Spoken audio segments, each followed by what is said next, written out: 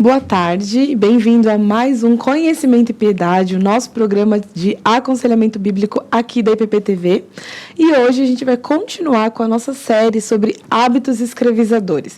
A gente começou semana passada, na verdade hoje é o segundo programa, e a gente tem ainda mais 2 programas, né, pastor?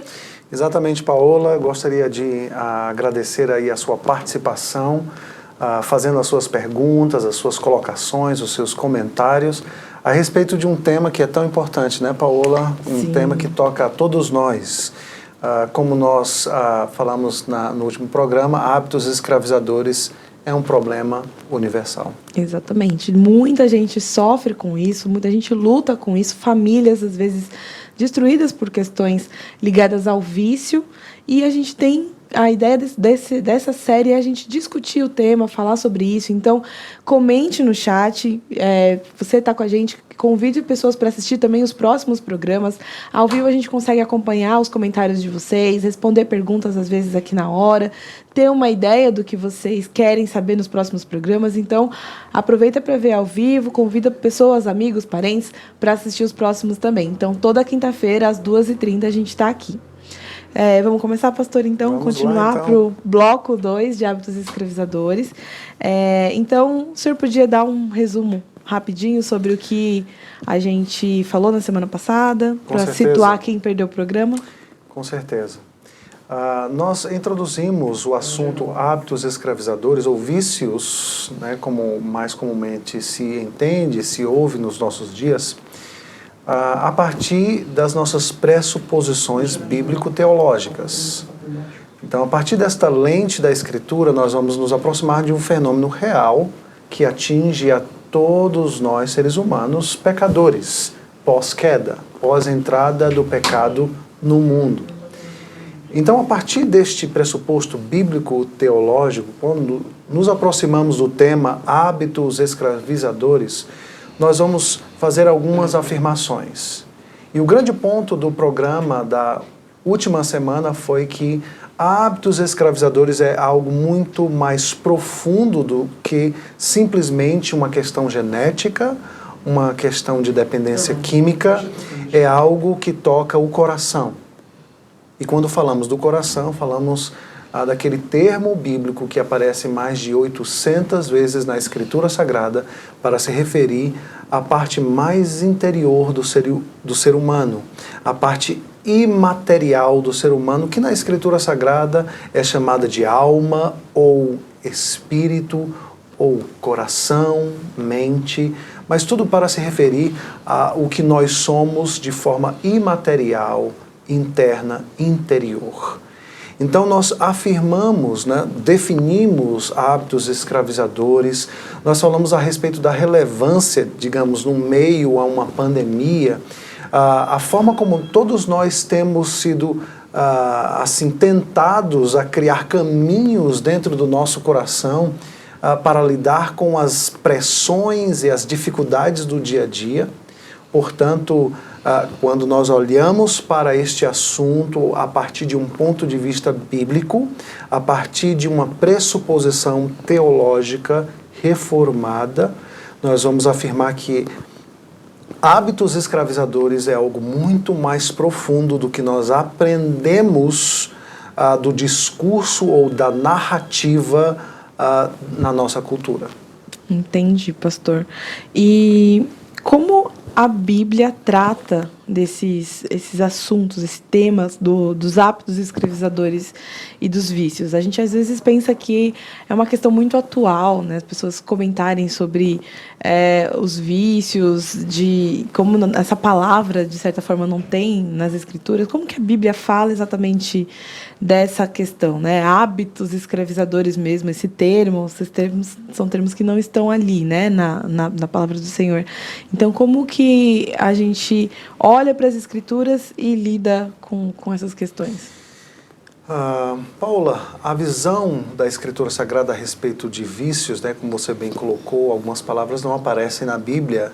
Isso não significa que, digamos, a Bíblia não fala a respeito dessa questão que é tão presente, né, na experiência, na complexa experiência humana.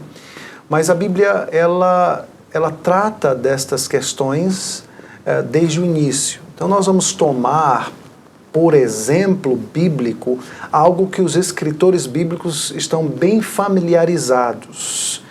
E aquilo que os escritores bíblicos escreveram ao longo de toda a Escritura é o problema do hábito escravizador quanto à embriaguez, quanto a uma pessoa que não se controla quando ela toma álcool, quando ela ingere o álcool, ou uma bebida alcoólica, e ela chega ao ponto de estar embriagada, e essas coisas então se repetem dia após dia, dia após dia. Então, vamos tomar este exemplo da embriaguez, e este exemplo da embriaguez pode ser então aplicado a qualquer tipo de vício que nós lidamos, tanto nos tempos antigos quanto nos tempos atuais e modernos. A Bíblia fala diversas vezes a respeito disso. Alguns textos já no início da Escritura Sagrada, por exemplo, Gênesis capítulo 9, dos versículos 18 a 27, vão nos falar a respeito de como Noé teve um episódio de embriaguez e chegou a se desnudar, ficar nu na frente de suas filhas por causa da embriaguez. A Bíblia vai falar em Gênesis capítulo 19 a respeito das filhas de Ló que embriagaram o próprio pai e tiveram relações sexuais com o seu próprio pai. Então a Bíblia não encobre os pecados e as partes obscuras da história do ser humano, mas a Bíblia expõe essas coisas de forma clara e sem rodeios. Por exemplo, no livro de 1 Reis, nós vamos ler a respeito do rei Elá, que foi um dos reis de Israel, que também teve um problema de embriaguez, e também um amigo de Davi, de nome Nabal, um homem riquíssimo, que tinha milhares de ovelhas, e que também teve um problema de embriaguez. Mas eu gostaria que você abrisse a sua Bíblia para nós tomarmos o primeiro contato com o problema da embriaguez ou deste vício escravizador, que não é algo somente da Bíblia Sagrada. É algo dos nossos dias, é algo que nós podemos ver principalmente em nosso país, problemas que destroem milhares, para não dizer milhões de famílias. Quantos lares, por causa de vícios com álcool, são destruídos, pessoas são afetadas, e nós vamos falar um pouco a respeito disso. Mas perceba como proverbialista, escrevendo a respeito desta relação de hábito escravizador com o álcool, como ele descreve uma sequência que define com muito detalhe, com uma riqueza de detalhe, o problema de vício quanto ao álcool, de hábito escravizador quanto ao álcool. Abra então aí a sua Bíblia em Provérbios, capítulo 23, e eu lerei dos versículos 29 até o versículo 35. Para quem são os ais, diz a Escritura Sagrada? Para quem são os pesares? Para quem são as rixas? Para quem são as queixas? Para quem são os ferimentos sem motivo? Para quem são todas estas coisas? E para quem são os olhos vermelhos? Para os que se demoram em beber vinho. Para os que andam buscando bebida misturada. Interessante esta riqueza de detalhes aqui em Provérbios. Perceba bem aquilo que ele fala no versículo de número 31. Não olhe para o vinho quando se mostra vermelho, quando resplandece no copo. Existe aqui uma figura de sedução do objeto do vício, ou do objeto viciante. Não olhe para o copo quando ele resplandece, como que ele estivesse saltando e seduzindo os desejos que estão dentro de você. Pois, versículo 32, no fim morderá como a cobra e picará como a víbora. Então, o proverbialista está descrevendo um hábito escravizador como alguém, como algo que vai picar você, que vai envenenar você. Os seus olhos verão coisas esquisitas e o seu coração o levará a dizer coisas perversas. Então, já aqui uma ação, digamos, de uma embriaguez, levando uma pessoa a estar fora da sua consciência, digamos, a estar fora de controle, ela está embriagada, ela já começa a falar coisas que não quer falar. Você será como que se deita no meio do mar e como que se deita no alto do mastro do navio. Você dirá, fui espancado, mas não doeu. Bateram em mim, mas eu não senti nada. Quando vou despertar, então voltarei a beber. Então nós podemos ver uma sequência, a ideia de uma atração cativante, a ideia de uma ação irracional que envolve a pessoa, desejos irresistíveis e uma sequência de terríveis consequências para o que bebe e para os que estão ao redor daqueles que bebem.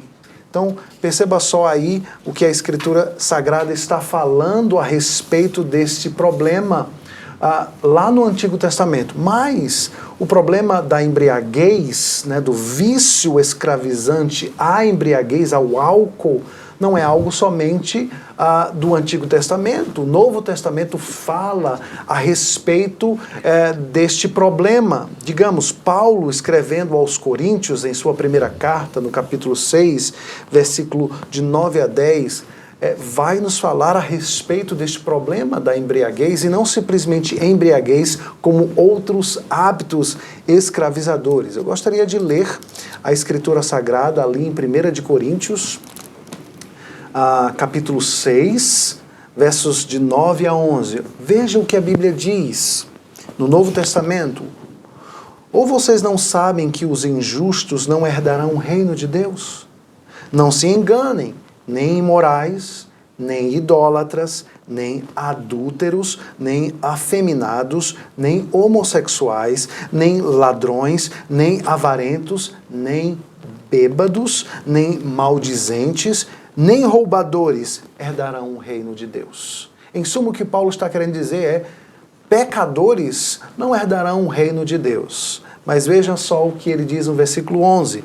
Alguns de vocês eram assim.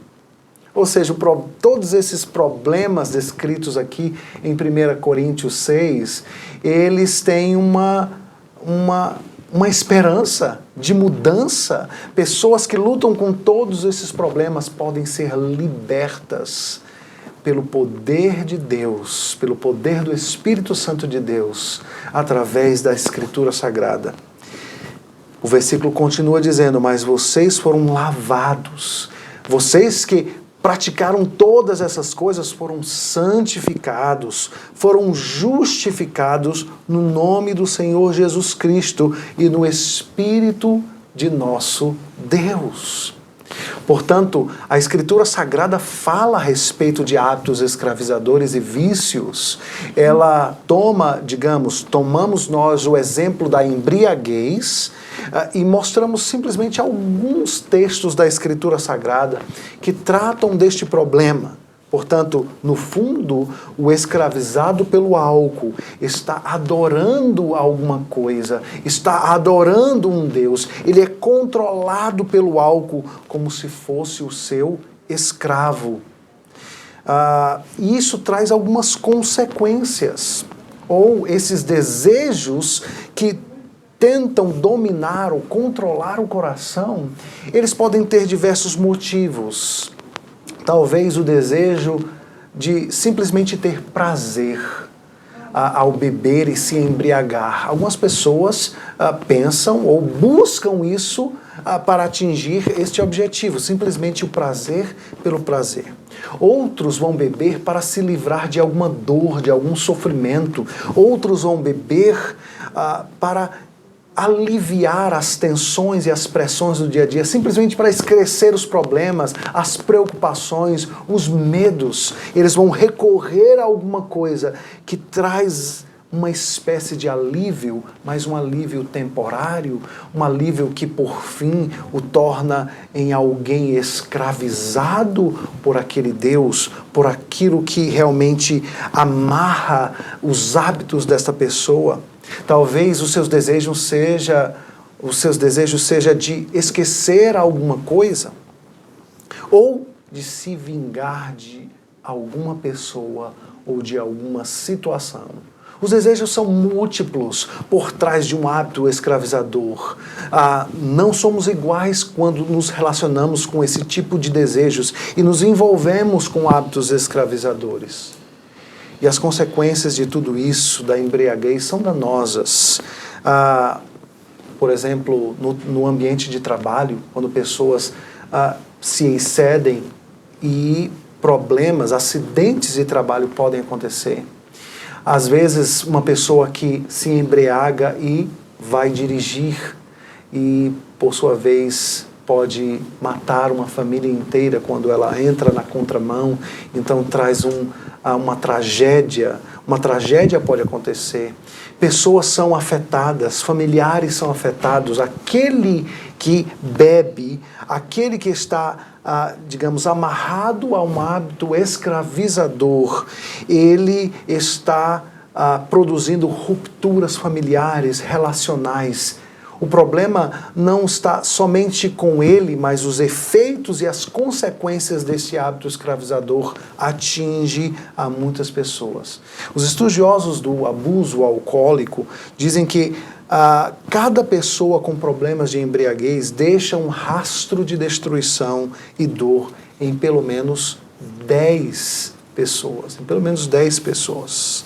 Portanto, a Escritura Sagrada se aproxima do tema hábito escravizador, e nós trouxemos aqui este exemplo, né, da embriaguez, que pode ser aplicado a qualquer tipo de hábito escravizador, e ela traz a realidade, a luz do meio-dia, não simplesmente o problema interno de algo que está acontecendo lá no coração, como também os efeitos e as consequências que foram registradas ao longo da história. Mas também ela não simplesmente traz o problema, ela aponta a solução para este problema. Nossa, pastor, é bem profundo mesmo, né?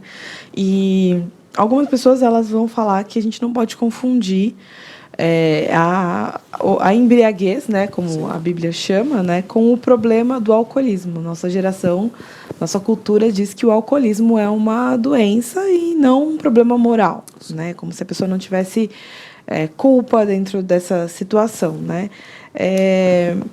E tem esse estigma, né, de que se você é alcoólatra, você sempre vai ser alcoólatra, né? Até aquele programa Alcoólicos Anônimos trabalha Exato, nessa linha, né, de você é assim, vai ser sempre assim, não tem como. E como que a Bíblia vai lidar com isso, com essa questão especificamente? Paula, o problema que nós temos com estas afirmações, digamos, o óculos ou a perspectiva da doença quando se fala do alcoolismo, traz algumas implicações que afetam, obviamente, aquilo que nós cremos enquanto palavra de Deus, certo? Então vamos a algumas implicações a respeito disso.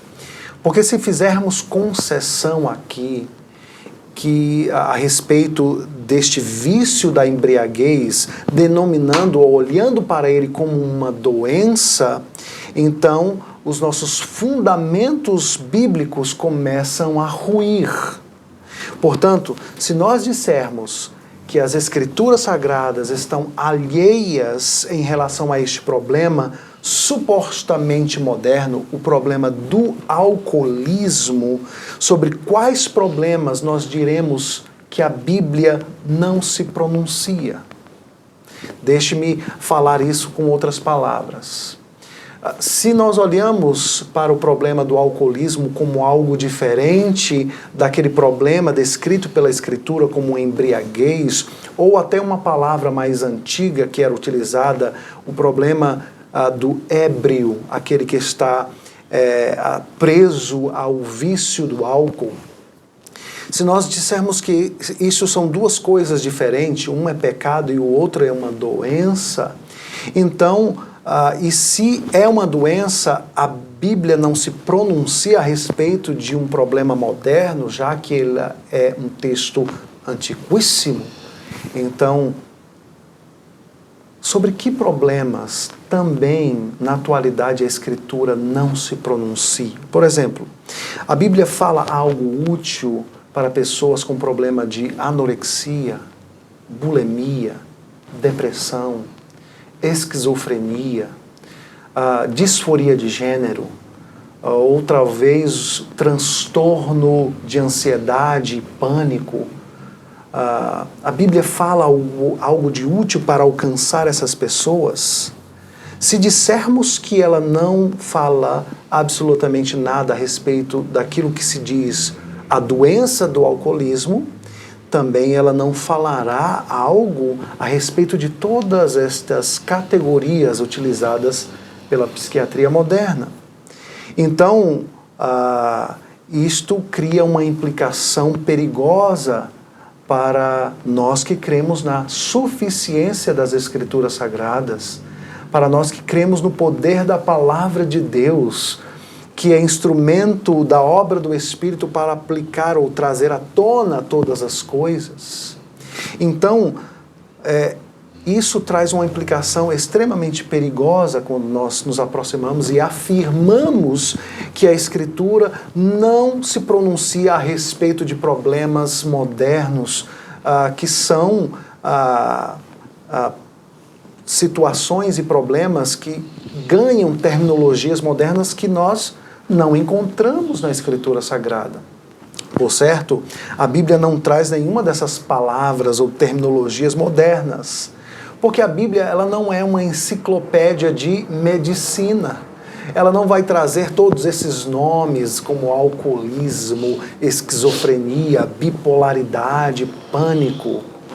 No entanto, queridos, quando de uma forma sábia, humilde, nós nos envolvemos com pessoas que receberam este tipo de diagnóstico, seja alcoolismo ou sejam outras doenças mentais ou psiquiátricas, e começamos então a nos envolver de uma forma intencional, sábia, amorosa, obviamente sentindo a dor, chorando com aqueles que estão sofrendo realmente com situações na vida, com fenômenos, experiências que de fato eles estão provando. Não é algo fake, não é algo falso. Pessoas estão sofrendo com questões em sua experiência humana.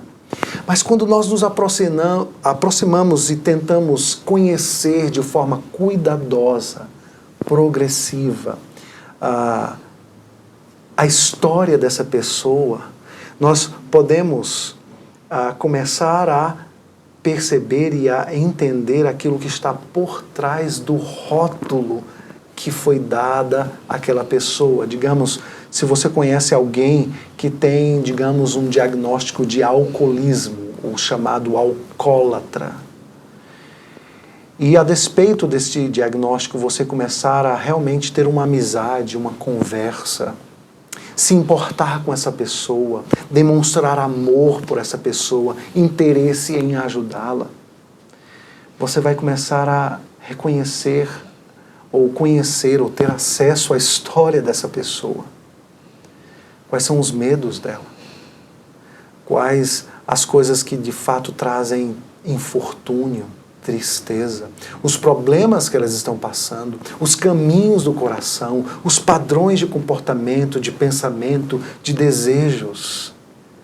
E todas essas coisas vão nos dar, ou vai nos trazer a riqueza incalculável da Escritura Sagrada, para nos envolver com pessoas com problemas complexos, com dificuldades complexas. E aí nós vamos perceber o quanto a Escritura Sagrada, as toneladas de palavras, de esperança, de direção, de respostas que a Escritura Sagrada nos trará para cuidar de pessoas dessa forma assim, aqueles velhos dilemas vão vindo à tona, vão vindo para cima da mesa, para nós percebermos então que esses problemas na experiência humana são praticamente os mesmos desde que nós fomos expulsos do jardim do Éden. Nossa, pastor, é bem profundo e complexo a gente pensar sobre todas essas questões e para aprender a lidar, né, com todas essas lutas, né? Hoje em dia tudo é muito categorizado como doença, né? E a gente tem que levar estigmas, né? Como às vezes ao longo da nossa vida, e o que atrapalha muito nas batalhas, né? E existe alguma diferença científica, pastor, entre o que a Bíblia, né, chama de embriaguez, o beberrão e o alcoólatra, cientificamente falando? A resposta é não, não há nenhuma diferença entre aquilo que a Bíblia traz quanto ao problema da embriaguez, ou beberrão, ou bêbado, e o alcoólatra, que é essa terminologia mais atual e moderna. Ed Welch, no livro Hábitos Escravizadores, livro este que é o nosso referencial teórico para esta série de programas abordando o tema, ele que tem um PhD pela Universidade de Utah em neuropsicologia, que é justamente a interface ou o cruzamento entre a psicologia e as questões da neurologia, ele vai falar que não existem ressonâncias cerebrais ou testes médicos ou os exames médicos que vão apontar para esta diferença, até porque o comportamento dos dois são idênticos, né? O do bêbado ou daquele que está embriagado e aquele que é chamado de alcoólatra. Então, digamos, de forma objetiva, não há esta diferença. Outra coisa é que os anseios e os desejos que estão no cerne da experiência do vício não são, ou não pode ser visto da mesma forma como um problema objetivo de um vírus. Por exemplo, nós estamos no meio de uma pandemia. Se você tem algum tipo de sintoma objetivo, talvez como uma febre, uma dor de cabeça, uma dor nos olhos, uma coriza, você deve se dirigir a um posto de saúde ou uma farmácia autorizada para fazer o teste do PCR. E esse teste, objetivamente, vai coletar secreção de você, e essa secreção, então, vai ser analisada, e ali vai se descobrir se há manifestação do vírus da Covid-19. Okay? Então, objetivamente, existe um vírus que está dentro do seu organismo se multiplicando, e algo que tem trazido tantas dores e tantos danos e tanto sofrimento à vida de milhares de pessoas no mundo inteiro.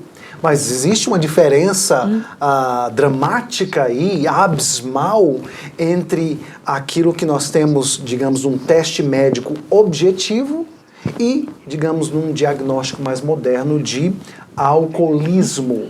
Então, nós temos esta diferença. Alguns pesquisadores têm sugerido que a genética da pessoa pode influenciar as pessoas a um certo tipo de vício, ok? Quanto a isso, a Bíblia não tem nenhum tipo de problema, né? Mas, no entanto, nós temos que entender que uma inclinação fisiológica,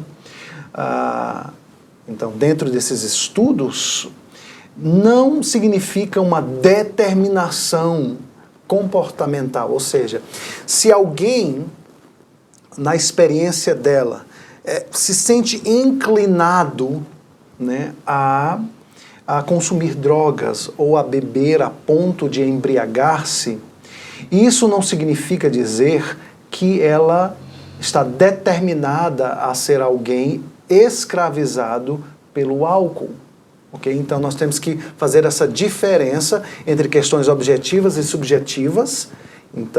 E também nós temos que fazer a diferença entre aquilo que pode ser uma inclinação fisiológica ou algum tipo de influência genética e aquilo que determina o hábito de uma pessoa, pois para estes o domínio próprio não é algo impossível. Então, eis aí esta situação que nós falamos a respeito de o que nos influencia a fazer algo, mas aquilo que não pode determinar o nosso comportamento. Entendi. E como a gente pode sugerir que alguma coisa é pecado quando nós não escolhemos fazer? Exatamente. Um dos argumentos, Paula, é este, né, digamos assim, que eu não posso chamar de pecado a experiência de uma pessoa que se sente impelida de uma forma tão poderosa que ela diz que não teve escolha, né? Nas palavras de um alcoólatra, ele diz que quando ele vê um copo de bebida na sua frente, ele se sente como sendo arrastado involuntariamente para fazer aquilo. Então, nós precisamos pensar a respeito disso que, de uma certa forma, na realidade não de uma certa forma, mas diretamente, exime a pessoa de assumir uma responsabilidade. Então este é um ponto de tensão dentro da discussão. Se diz que o alcoólatra não tem poder de escolha, ele é indefeso diante do álcool, assim como uma pessoa doente encontra-se indefesa diante de uma doença devastadora. Para esses, o pecado é uma escolha autoconsciente. Ou seja, eu sei o que eu quero fazer e eu decido conscientemente o que eu quero fazer. Então, o argumento contrário, no sentido de que, ok, a questão do alcoolismo ou de uma pessoa alcoólatra ou viciada em qualquer tipo de hábito, é uma questão que está além das forças dela. Esta afirmação tem algumas implicações, e eu quero trazer simplesmente 3 implicações gravíssimas quando nós acreditamos neste argumento. E a primeira implicação é o seguinte: o grande problema deste argumento é que ele rouba uma característica fundamental, essencial do ser humano, que é a responsabilidade moral dos nossos atos. Se você arrancar este componente, você reduz o ser humano a algo sub-humano. Você está afirmando que existe alguma coisa dentro dele maior do que ele. Isso é, em si, um absurdo, uma contradição de termos. Então, afirmar isso é roubar esta responsabilidade moral.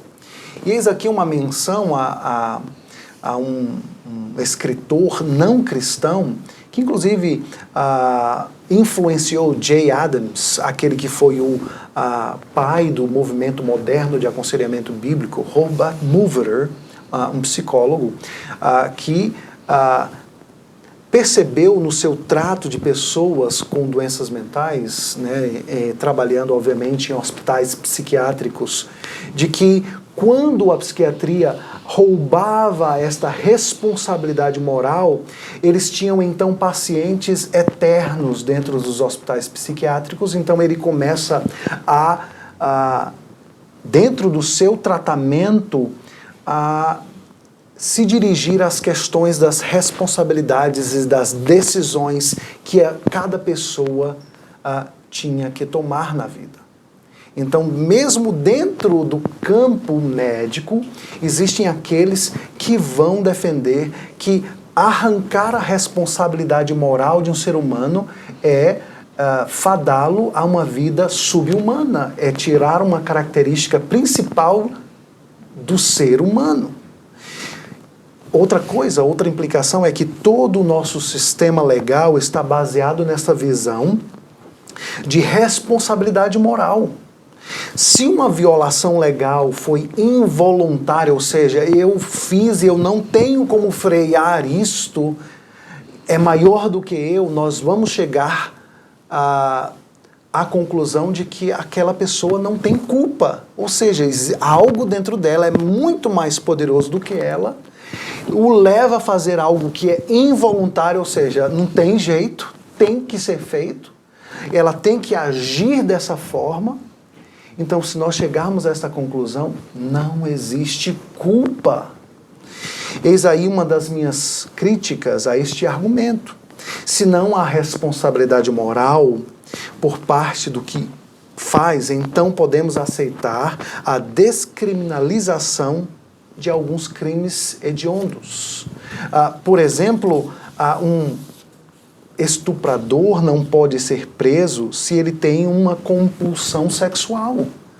Se nós olharmos então para a compulsão sexual como uma doença, então se ele realiza alguma coisa e não existe uma responsabilidade moral, ele não pode ser culpado a respeito disso. E nós não acreditamos nisso. Estas coisas fazem parte da minha responsabilidade moral e eu preciso dar contas dessas coisas. Por exemplo, um homicida pode ser então descriminalizado se ele, por acaso, tiver algum tipo de diagnóstico psiquiátrico que o exime de culpa. E aí, é justamente aí que nós, como cristãos bíblicos, devemos nos opor a esse tipo de conclusão, porque nós cremos que todo ser humano ele é responsável pelos atos que ele realiza. Então, essas são em três de muitas implicações que nós poderíamos ter quando nós avaliamos essa perspectiva da doença e essa perspectiva do pecado. A Bíblia simplesmente diz que um hábito escravizador é pecado. Obviamente, a repetição desse pecado pode afetar o corpo. Por exemplo, alguém que começa a consumir drogas. O consumo repetido de drogas vai levar essa pessoa a uma dependência química. Ela vai precisar de uma ajuda médica para que ela possa passar por um processo de desintoxicação, mas se ela não decidir fazer isso, ninguém pode ajudá-la. E a respeito desta questão mais particular, nós vamos ter no nosso próximo programa o reverendo Wagner Zanelato, presidente do Desafio Jovem Brasil, e que tem lidado com pessoas dependentes químicos ao longo de muitos e muitos anos. E ele, então, vai poder nos ajudar e a tirar algumas dúvidas a respeito dessas questões que afetam o físico, que afetam o corpo. Então, este é o ponto de vista bíblico. A Bíblia se aproxima deste fenômeno e diz que ele é pecado. Mas a Bíblia levanta este problema, mas a Bíblia traz a solução para este problema. O senhor falou de afetam, né? O físico afetam. E quantos também relacionamentos e famílias são afetadas, né? Quantas famílias destruídas por conta dos vícios e quantas histórias, né, de mães que às vezes ligam aqui, esposas desesperadas por conta das consequências, né, desses vícios para as vidas e para os relacionamentos, né? Achei interessante até esse número que o senhor passou de uma pessoa viciada pode afetar até 10 pessoas em volta, pelo menos, né? Em torno dela. Então, olha, é uma coisa assim que de fato a gente precisa pensar. E, pastor, qual é o coração? O coração, a gente sempre vai falar, né, do centro do problema, né? O problema está no coração. A gente sempre vai falar desse termo, especialmente aqui nesse programa. E qual que é o coração, o problema do coração do vício, dos hábitos escravizadores? Paola, podemos dizer biblicamente que o coração do problema é o coração. Então, fica fácil para você memorizar a resposta curta. Nós vamos à resposta mais longa. Que o coração do problema de hábitos escravizadores ou de vícios é o coração. É o centro motor da existência humana, de acordo com a Escritura Sagrada. Se você puder anotar ou abrir a sua Bíblia no Evangelho de Marcos, no capítulo 7, versículo 21 a 23, Jesus vai falar a respeito deste problema do coração. Ele diz assim: o que sai da pessoa, isto é o que contamina. Porque de dentro do coração das pessoas é que procedem os maus pensamentos, as imoralidades sexuais, os furtos, os homicídios, os adultérios, a avareza, as maldades, o engano, a libertinagem, a inveja, a blasfêmia, o orgulho, a falta de juízo. Todos estes males vêm de dentro e contaminam a pessoa. Portanto, Jesus está criando aqui um link direto entre a forma como nós nos relacionamos com as coisas criadas de uma forma pecaminosa e idolátrica. Ele está apontando para o centro de onde procedem todas estas coisas.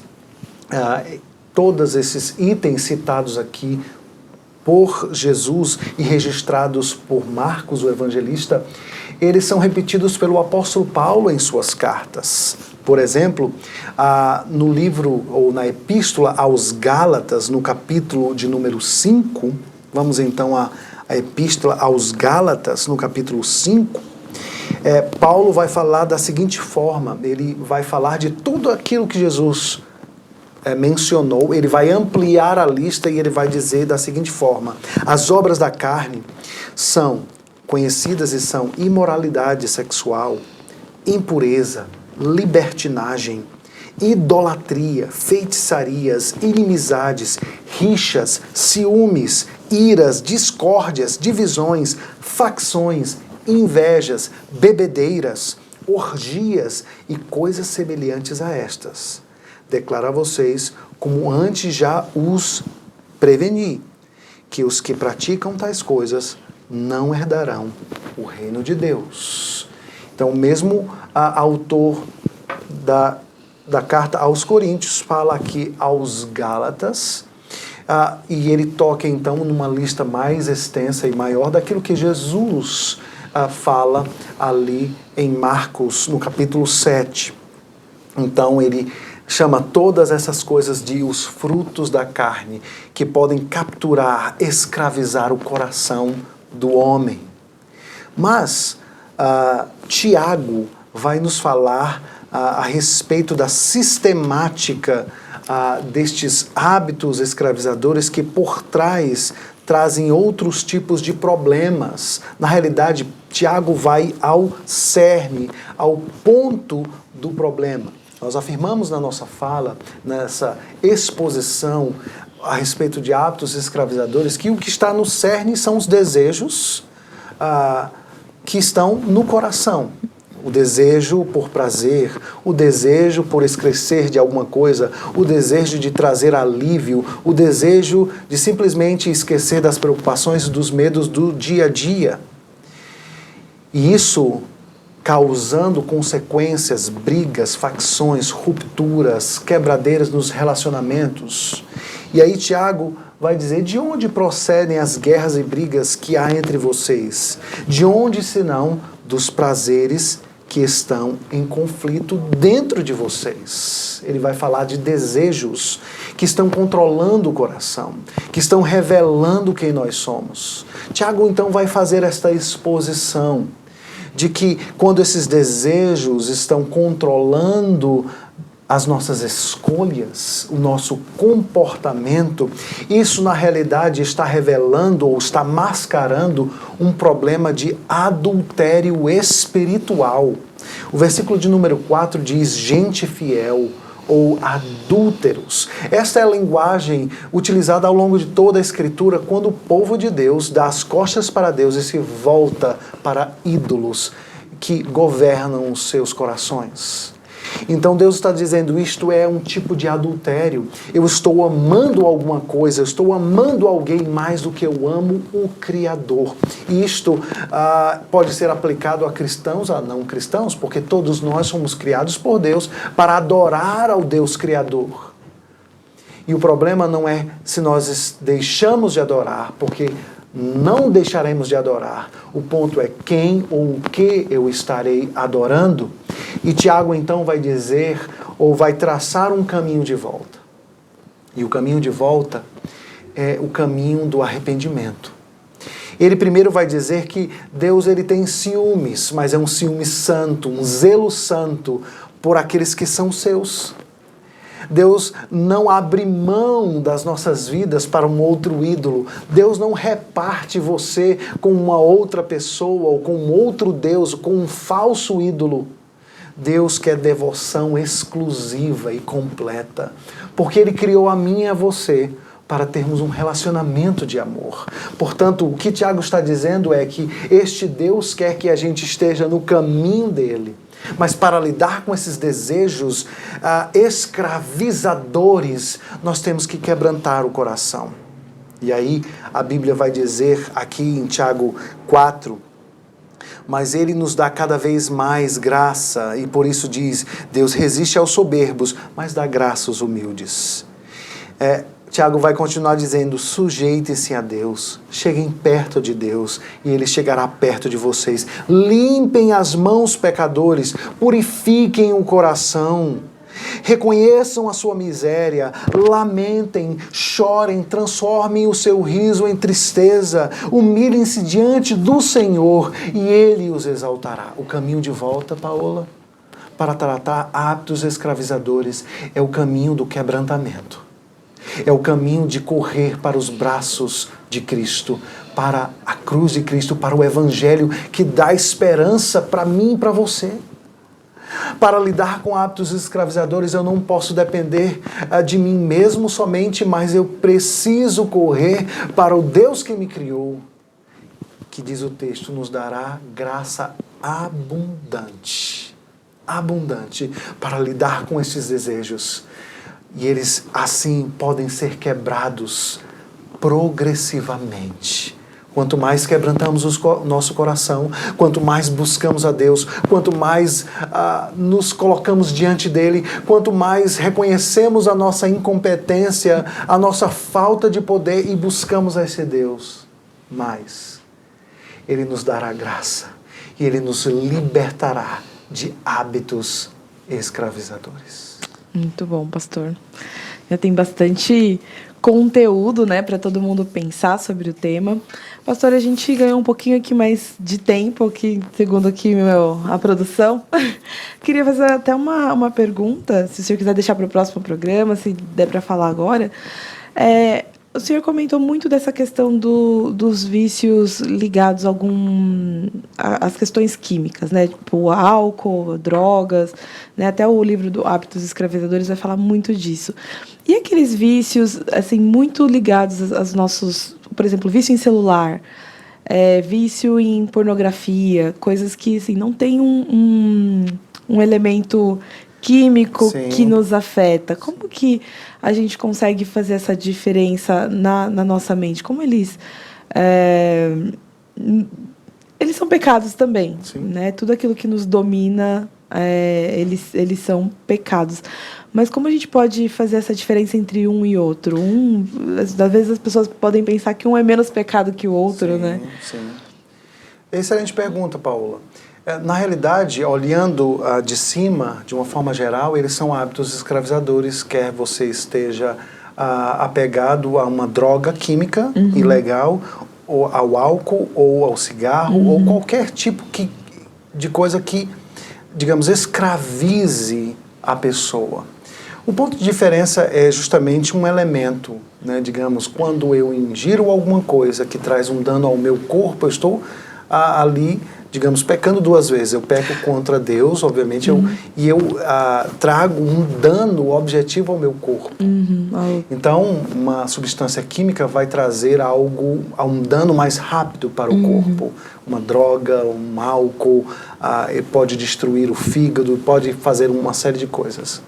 Estes, que talvez sejam vistos como vícios mais light, eles vão escravizar pessoas ao longo das décadas, ao longo dos anos, digamos, um hábito escravizador quanto à comida, ou quanto à internet. Crianças, elas facilmente são escravizadas a hábitos de tablets, de smartphones.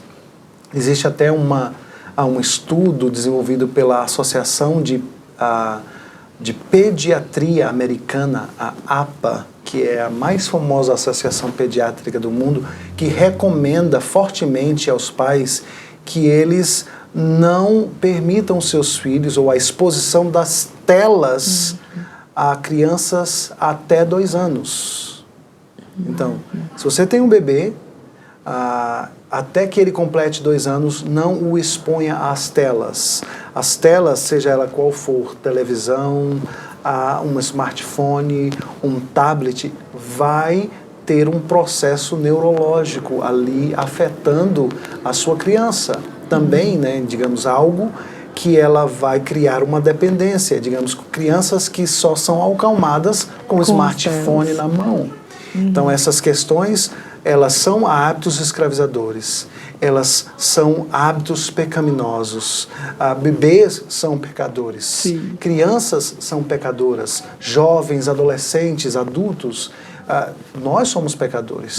Um ponto de diferença que eu vejo é justamente um elemento químico, digamos, como o álcool ou como uma droga que vai trazer rapidamente um dano maior à vida, à experiência humana. A escolha acaba sendo a mesma, né? Aquela escolha do primeiro passo, Exatamente. do só mais um, e a velocidade em que isso pode nos afetar, Exatamente. né? E até isto em crianças, Paola, nós podemos dizer que eis ali um exemplo a cores e ao vivo, de que o problema de hábitos escravizadores não são de adultos, é do ser humano. Porque você percebe que, de fato, algumas crianças elas ficam fascinadas e capturadas pelos eletrônicos, pelos games, pelos smartphones e tablets da vida de uma forma muito forte. Sim. E eu tenho visto muitos pais sofrendo para lidar com essas questões. Então nós temos que ser extremamente sábios para lidar com essas questões. Nós podemos até no futuro fazer um programa específico sobre ajudar pais para que estes ajudem os seus filhos, crianças e adolescentes, no uso da internet, de games e de sua interação com redes sociais, aplicativos, jogos e essas coisas desse tipo, que produz sim uma espécie de hábito escravizador. Então está ali, ao vivo e a cores, diante de nós, como todos nós temos esta inclinação a se apegar a hábitos que podem nos controlar. Isso quer dizer que um smartphone é pecado? Que um tablet, um computador é pecado? Não. São coisas que são produto da inteligência, da graça de Deus, que Deus deu inteligência ao homem, e Ele usa disso para nos beneficiar, né? Para nos beneficiar. No entanto, no mundo caído, essas benécias podem se tornar em maldição, em algo ruim para a vida humana.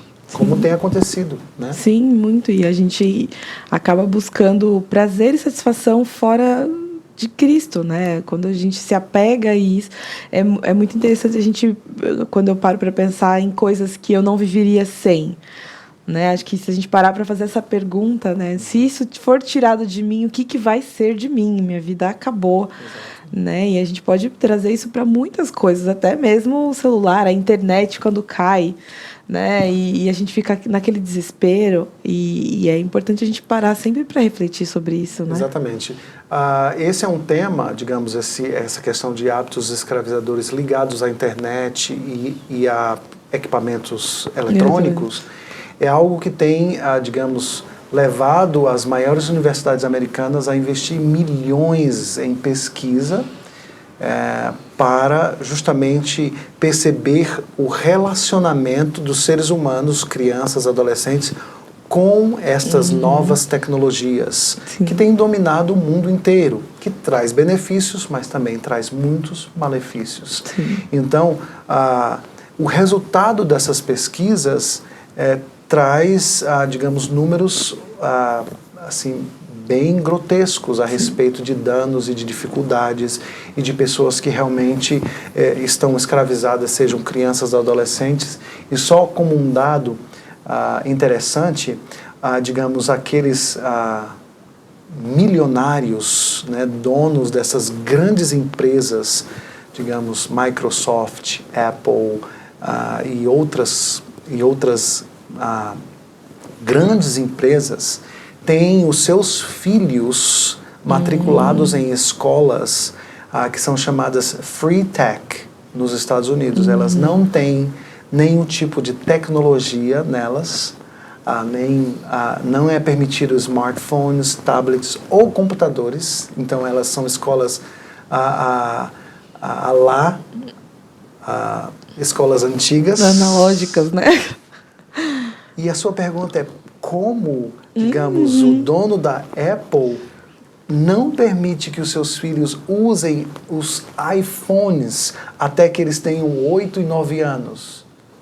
É uma pergunta interessante, porque isso vai demonstrar que ele tem acesso às informações das pesquisas que fazem com que crianças e adolescentes tenham, digamos, danos, né, dentro do seu desenvolvimento, e ele não quer isso para os filhos dele, mas é um negócio, e se é um negócio bilionário, então